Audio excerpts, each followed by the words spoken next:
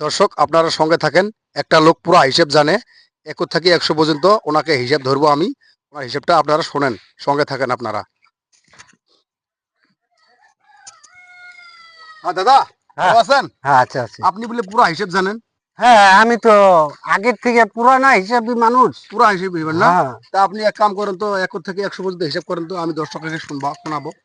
১ ২ ৩ ৪ ৫ ১০ ১৫ ২০ ২৫ ৩০ ৩৫ ৪০ ৫০ ৬০ ৬৫ ৭০ ৮০ ৯০ ৯৫ ১০০। দেখছেন ১০০ পর্যন্ত পাই কি না পাই? আপনার তো দাদা হিসাব ভুল হয়েছে।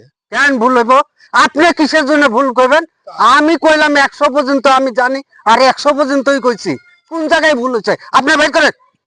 আপনি তো ডাইরেক্ট ৫ থেকে ১০ গেলে, ১০ থেকে ২০ গেলে। তাইলে কি আমি সম্পূর্ণ নিয়ে ঘুরবো?